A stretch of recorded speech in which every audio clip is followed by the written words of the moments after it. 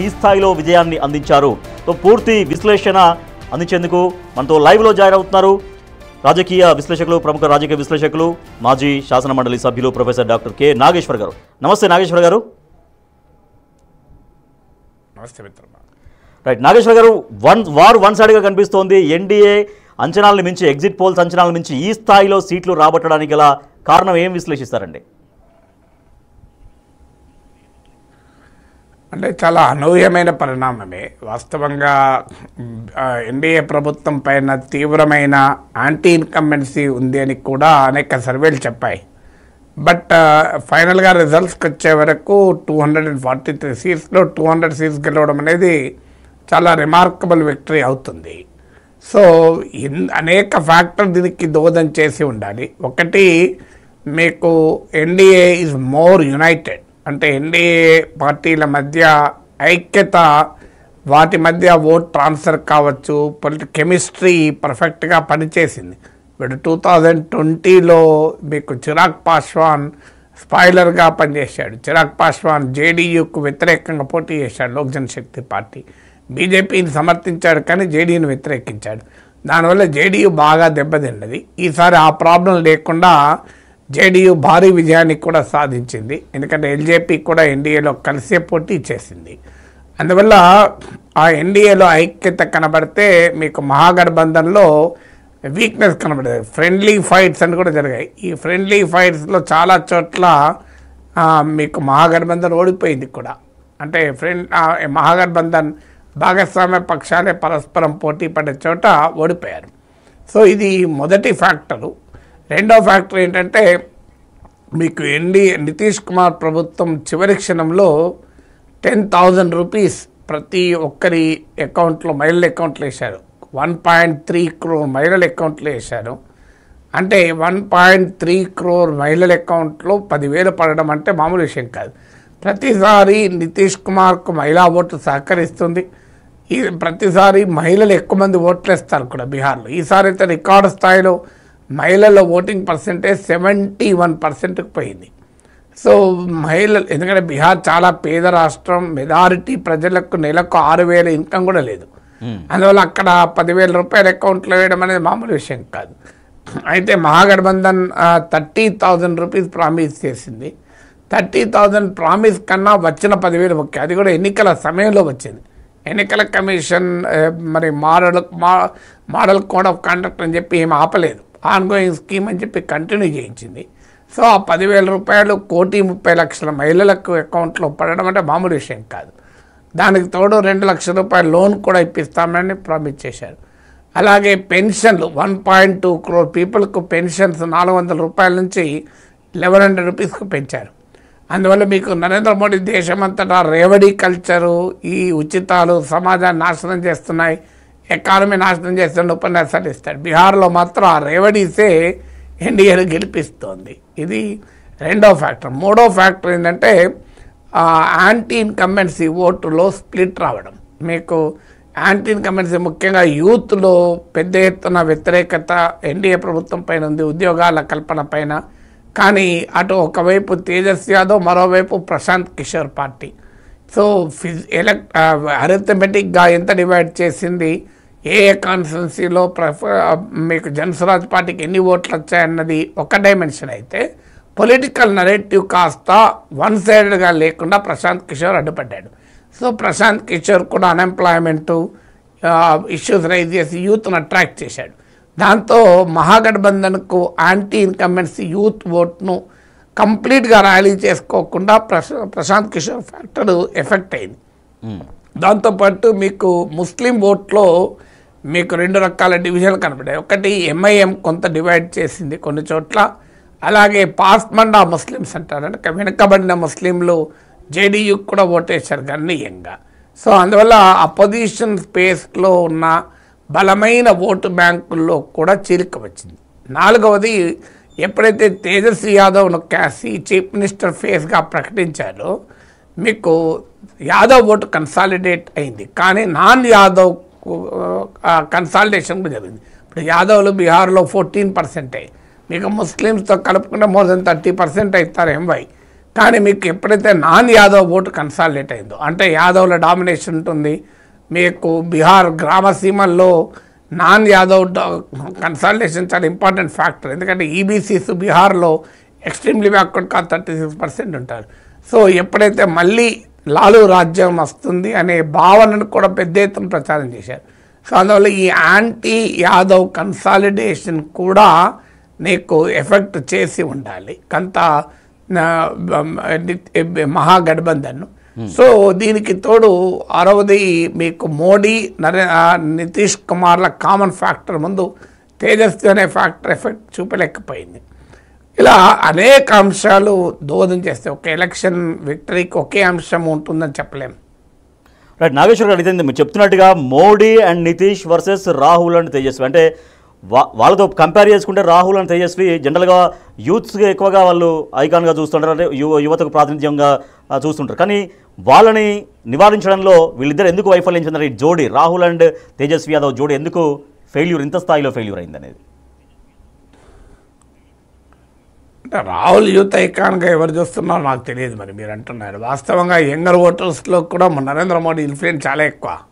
మీకు యంగ్ ఓటర్స్లో ఇప్పుడు సోషల్ మీడియాలో కూడా చూడండి, యూత్ ఎక్కువగా, జెన్జీ ఎక్కువగా ఉంటుంది. సోషల్ మీడియాలో కూడా మోడీ ప్రజెన్స్ ఎక్కువ, రాహుల్ గాంధీ ప్రజెన్స్ కాదు. రాహుల్ గాంధీ వయసు రీత్యా మోడీ కన్నా యంగ్ కావచ్చు, యూత్ ఓట్ను రాహుల్ గాంధీ అట్రాక్ట్ చేసింది ఎక్కడా లేదు. అందువల్ల మీకు తేజస్వి యాదవ్ డెఫినెట్గా యంగ్ ఓటర్స్ అట్రాక్ట్ చేశారు. కానీ అక్కడ ప్రశాంత్ కిషోర్ ఫ్యాక్టర్ కూడా పనిచేసింది. డెఫినెట్గా ఒకవైపు ఏమో అన్ఎంప్లాయ్మెంట్ ఇలాంటి అంశాలపైన యువ ఓటర్లు ఉన్న అసంతృప్తి ఒకవైపు, మరోవైపు ఏమో 10,000 రూపాయలు మహిళలకు ఓటు ఇవ్వడము, పెన్షన్లు ఇవ్వడము, ఈ రెవడీస్ అంటే ఉచితాల ప్రభావం మరోవైపు. ఉచితము వర్సెస్ ఉద్యోగము అనేటప్పుడు ఉద్యోగమేమో వస్తుందో లేదో తెలియదు. తేజస్వి యాదవ్ ప్రామిస్ కొంత నమ్మకం కలిగించినా కూడా కానీ మీకు ఉచితమేమో ఇమీడియట్గా అందుతుంది. ఇప్పుడు హ్యూమన్ సైకాలజీ ఏంటంటే bird in hand is better than 10 in bush అంటారే. అంటే చేతిలో పడ్డదానికి ఎక్కువ రియాక్ట్ అవుతారు తప్ప ప్రామిస్కి ఎక్కువ రియాక్ట్ కారు. సో అందువల్ల మీకు యంగర్ సెక్షన్స్లో కాస్త వ్యతిరేకత ఉన్నా దాన్ని అధిగమించగలిగి ఎన్డీఏ గెలవగలిగింది. సో ఆర్జేడీ విషయం తీసుకుంటే గతంలో లాస్ట్ టైం ఇది లార్జెస్ట్ పార్టీగా ఆర్జేడీ ఉంది. కానీ అంటే అప్పుడు లార్జెస్ట్ పార్టీగా అవతరించడానికి అప్పుడు దోహదపడ్డ కారణాలు ఏంటి, ఇప్పుడు పూర్తిగా పడిపోవడానికి గల కారణాలు ఏంటి, పర్టికులర్ ఓన్లీ ఆర్జేడీ విషయం తీసుకుంటే? అలా ప్రతి ఎన్నికను మనం ఒక ఎన్నికను ఇంకో ఎన్నికను ఎప్పుడూ కంపేర్ చేయకూడదు. 2020లో ఏమైంది, 2015లో ఏమైంది, 2010లో ఏమైంది అని కంపేర్ చేసుకుని పోతే అది ఎక్కడికి తెగదు. ఏ ఎన్నిక ఆ ఎన్నికగానే చూడాలి. ప్రతిసారి బ్యాక్ అండ్ ఫోర్త్ వెళ్ళడం వల్ల ఉపయోగం లేదు. సో ఆర్జేడీ కాస్త with in the Mahagathbandhan RJD కొంత పర్ఫామ్ చేసినా కూడా మిత్రపక్షమైన కాంగ్రెస్ సమర్థవంతంగా పనిచేయలేకపోయింది. మీకు ఈవెన్ 2020లో కూడా ఇదే ట్రెండ్ కనబడ్డది. RJD was better performer than Congress. So ఈసారి కాంగ్రెస్ పోటీ పడే 61 సీట్లలో కంటెస్ట్ చేసింది. అంటే రాహుల్ గాంధీ ఓటు అధికార యాత్ర తర్వాత పాజిటివ్ వాతావరణం వచ్చింది అని. పాజిటివ్ వాతావరణం వచ్చిన మాట నిజం. రాహుల్ గాంధీ ఓటు అధికార యాత్రకు మంచి రెస్పాన్స్ వచ్చింది. కాంగ్రెస్ పార్టీ సాంప్రదాయ ఓటర్లనే కాకుండా జనరల్గా కూడా ఇతర ఓటర్లకు కూడా మంచి వాతావరణం వచ్చింది. కానీ వాతావరణం వేరు, ఓటు వేరు. ప్రజలు ఒక పొలిటికల్ నరేటివ్కి ఓటు వేయడం వేరు, కాంక్రీట్గా మీకు తమ జీవిత సమస్యలకు స్పందించడం వేరు. ఇప్పుడు ఓటు అధికార యాత్ర, ఓట్ చోరీ క్యాంపెయిన్ ఒక రాజకీయ వాతావరణం క్రియేట్ చేయడానికి ఉపయోగపడింది. కానీ క్షేత్రస్థాయిలో పార్టీ ఆర్గనైజేషన్ లేకుండా, ప్రజల జీవితాలకు సంబంధించిన ప్రత్యక్ష అంశాలు లేకుండా ఓటింగ్గా మార్చుకోలేము. వాస్తవంగా ఓటు అధికార యాత్రకు ముందు లాలెస్నెస్, నితీష్ కుమార్ ప్రభుత్వంలో శాంతి భద్రతలు దెబ్బతిన్నాయి అనేటువంటి ప్రచారం బలంగా పోయింది. కానీ ఈలోగా ఓటు అధికార యాత్ర వచ్చి అది పక్కకు పోయింది. లాలు జంగల్ రాజ్ అనేటువంటి నినాదం ఎన్డీఏ పెద్ద ఎత్తున తీసుకెళ్ళగలిగింది.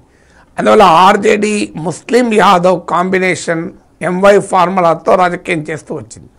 అంటే లాలూ ప్రసాద్ యాదవ్ కాలం నుంచి ఇదే ఇండికేటర్.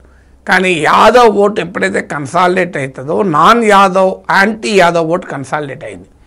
అలాగే ముస్లిం ఓటు ఎప్పుడైతే కన్సాలిడేట్ అవుతుందో హిందూ ఓటు కన్సాలిడేట్ అవుతుంది. అందువల్ల ఇవన్నీ కూడా మీకు Newton third law for every action is an equal and opposite reaction అని. అంటే లాలో స్ట్రెంతే లాలో వీక్నెస్ కూడా అవుతుంది. మీరు ఇప్పుడు ప్రతిపక్షం ఆర్జేడీ ముస్లింలను మతం ప్రాతిపదికగా యునైట్ చేస్తే బీజేపీ హిందూ మతం ఆధారంగా యునైట్ చేయగలుగుతుంది కదా. ఇప్పుడు అందువల్ల మైనారిటీ ఓటు బ్యాంకులే ఇంతకాలం రాజకీయాలు శాసించాయి. బీజేపీ ఏజ్లో మోడీ యుగంలో మెజారిటీ ఓటు బ్యాంకులు కూడా శాసిస్తాయి కదా. అందువల్ల ప్రతిసారి మైనారిటీ ఓట్ బ్యాంక్ రాజకీయాలు పనిచేయవు. అది మీకు ఒక కులాన్ని ఒక మతాన్ని ఆధారంగా చేసుకొని పెద్ద పొలిటికల్ కన్సాలిడేషన్ చేసుకోవాలనుకుంటే కౌంటర్ కన్సాలిడేషన్ కూడా జరిగి అది నష్టంగా కూడా పరిణమిస్తుంది. రైట్. అంటే వరుసగా 3 సార్లు అంటే హ్యాట్రిక్ విజయం సాధించారు. హ్యాట్రిక్గా ఆయన ప్రధానమంత్రిగా చేస్తున్నారు ప్రధానమంత్రి నరేంద్ర మోడీ. అయితే ఖచ్చితంగా బీహార్ ఎన్నికలని అవకాశంగా తీసుకోవాలి, ప్రధానమంత్రి మోడీ విజయాలకి బ్రేక్ వేయాలని చాలా ఎఫర్ట్ పెట్టారు రాహుల్ గాంధీ. సో దీంట్లో కూడా వైఫల్యం చెందారు. ఇక రాహుల్ గాంధీ ప్రధానమంత్రి నరేంద్ర మోడీ విజయాల్ని ఆపడం ఇక కష్టమేనా అన్నటువంటి చర్చ మొదలైంది. అంటే రాజకీయాలు ఎప్పుడూ శాశ్వతంగా ఒకే రకంగా ఉండవు. ఈ ప్రచారం 2024 ఎన్నికలకు ముందు కూడా జరిగింది. కానీ 2024 ఎన్నికల్లో భారీ ఎత్తున మోడీకి దక్కా తగిలింది కదా. మీకు 2014లో 2019లో సొంతగా బీజేపీ అధికారంలోకి వచ్చింది. 2024 వచ్చే వరకు 240 సీట్స్కే పరిమితమైంది. సో ఈసారి 400 సీట్లు వస్తాయని ఎగ్జిట్ పోల్స్లో హైప్ కూడా ఇచ్చారు.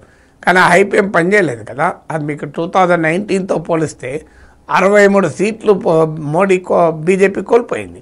ఉత్తరప్రదేశ్ లాంటి రాష్ట్రంలో బీజేపీ కన్నా ఎస్పీ కాంగ్రెస్ కంబైన్ ఎక్కువ సీట్లు తెచ్చుకోగలిగింది. సో అందువల్ల అది ఒక ప్రూఫ్ కదా. 2024 ఎలక్షన్ ఒక ఇండికేటరు మోడీ ఇన్విన్సిబుల్ కాదు అని. అంటే అజేయం కాదు, మోడీ కోట దుర్భేద్యమైంది అనుకుంటే ఆ మాటకైతే ఇప్పుడు జూబ్లీహిల్స్లో బీజేపీ పరిస్థితి ఏంటి, 10,000 ఓట్లు వచ్చాయి కదా. మరి ఇక్కడ లేడా మోడీ? ఒక్క బీహార్లోనే మోడీ ఉన్నాడా? సో మరి ఇక్కడ మోడీ ప్రభావం వల్లనే కదా బీజేపీ 8 లోక్సభ సీట్లు గెలుచుకుంది. మీకు 35% ఓటింగ్ తెచ్చుకోగలిగింది కదా. మీకు లోక్సభ ఎన్నికల్లో ఈ జూబ్లీహిల్స్ అసెంబ్లీ సెగ్మెంట్లో నాకు గుర్తున్నంత వరకు సబ్జెక్టు కరెక్షన్ 65,000 ఓట్లు వచ్చాయి. మరి అవన్నీ ఎక్కడ పోయినాయి? ఇప్పుడు 10,000 ఓట్లకే పరిమితమైంది కదా. అంటే మరి అంటే ఒక ఎన్నిక మరి మోడీ ప్రభావం ఉంటే ఇక్కడ కూడా బీజేపీ బ్రహ్మాండంగా పర్ఫార్మ్ చేయాలి కదా. మరి ఇక్కడ కాంగ్రెస్ పార్టీ విజయవంతంగా మోడీ ప్రభావాన్ని ఆపగలిగింది కదా. సో అందువల్ల మనకు ఒక ఎలక్షను ఒక స్టేట్ను మరో ఎలక్షను మరో స్టేట్తో ఎప్పుడూ పోల్చలేము. వరుస విజయాలు సాధించిన మాట నిజం. తర్వాత బీజేపీకి ఉన్నటువంటి ఏంటంటే వాళ్ళకున్న స్ట్రాంగ్ పార్టీ ఆర్గనైజేషను, పెద్ద ఎత్తున క్షేత్రస్థాయిలో కార్యకర్తలు. బీహార్లో పరిస్థితి ఏంటంటే కాంగ్రెస్ పార్టీ రాహుల్ గాంధీ వచ్చే వాతావరణాన్ని క్రియేట్ చేస్తాడు.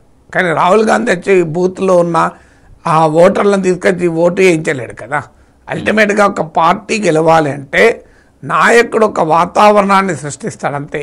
కానీ క్షేత్రస్థాయిలో వచ్చి మీకు ఒక పార్టీ కార్యకర్త ఓటర్ల దగ్గరికి వెళ్ళి ఆ ఓటర్ను పోలింగ్ బూత్ తీసుకురాగలరు. ఆ పని రాహుల్ గాంధీ చేయడు, ఆ పని నరేంద్ర మోడీ కూడా చేయడు. ఆ పని పార్టీ ఆర్గనైజేషన్ చేస్తుంది. బీహార్లో కాంగ్రెస్ ఆర్గనైజేషన్ వీక్. మీకు కాంగ్రెస్కు సానుకూల వాతావరణాన్ని రాహుల్ గాంధీ ఓట్ అధికార యాత్ర వల్ల తేగలిగిన ఆ సానుకూల వాతావరణాన్ని అందిపుచ్చుకొని పార్టీ నిర్మాణము పార్టీ యంత్రాంగము లేకపోతే అది నిలబడదు. ఇప్పుడు పార్లమెంట్ ఎన్నికల్లో బీజేపీకి తెలంగాణలో 35% ఓటింగ్ వచ్చింది. మీకు సికింద్రాబాద్